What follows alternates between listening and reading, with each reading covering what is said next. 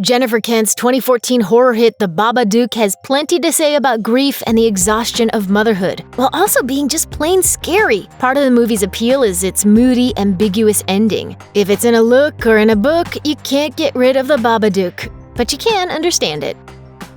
The Babadook opens on mother Amelia experiencing the traumatic event that underlines the entire film, her husband Oscar's death in a car accident while driving to the hospital for the birth of their son Samuel. It's easily read as a flashback or a horrible nightmare, but it's just as fair to say that the accident is the only event in her life that has mattered for the past 6 years. When she falls onto the bed in the opening scene, it's as if those years have only been a dream. Our first glimpse of Samuel is him waking up Amelia. It's a metaphor for a theme that echoes throughout. Amelia is sleepwalking through her days and marking the hours until the dark times fade, but she's entirely stuck on Oscar's death. That event is so intertwined with Samuel's birth that she struggles to be the mother that he needs her to be, and unfortunately for her, he's not an easy child to raise.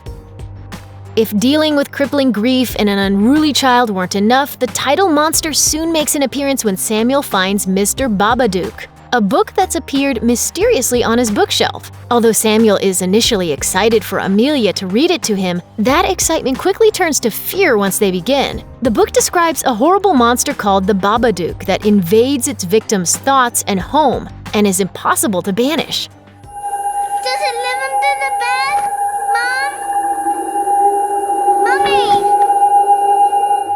The Babadook burrows in deep and soon becomes a constant source of fear for both Samuel and Amelia. Samuel's behavior intensifies as he suffers from insomnia and persistent nightmares that the Babadook is inside the house. Amelia's own insomnia gets worse, and their fragile relationship is stretched to the breaking point.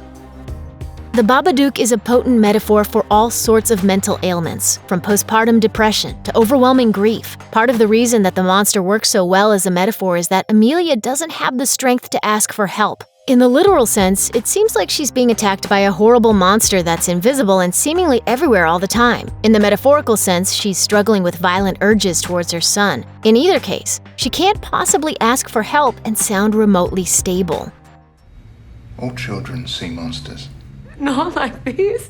Amelia and Samuel become steadily more isolated from everyone as the Babadook grows more and more powerful. Whatever sleep Amelia was able to grasp before becomes non-existent after it invades the house.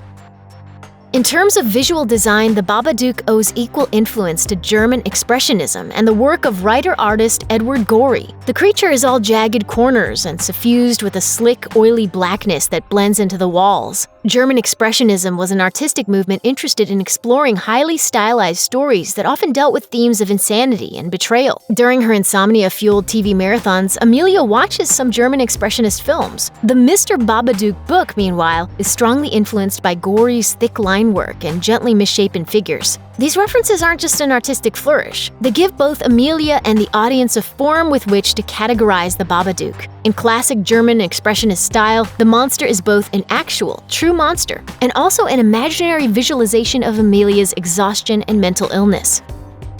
Amelia and Samuel eventually manage to defeat the Babadook by banishing it to the cellar. At this point, Amelia seems more energetic and awake than we've ever seen her. She's caring and warm towards Samuel, and the harsh editing and sound mixing that characterized Samuel's temper tantrums earlier in the film are completely gone. It seems like a happy ending, until we see why Samuel was gathering earthworms from their garden. Amelia takes the worms down to the Babadook, which is still living in the cellar. It nearly attacks her, but she manages to calm it down. Although she's shaken when she returns to Samuel in the backyard, it's a far cry from her earlier experiences with the monster. Just as the book repeated so insistently, you can't get rid of the Babadook. But it turns out that you can live with it. It's still in the basement and it's still dangerous, but it's a thing that Amelia can live with now that she's stopped denying it.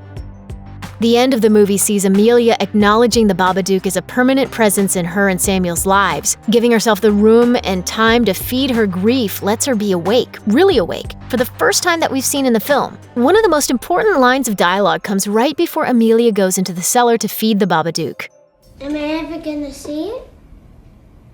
One day, when you're bigger.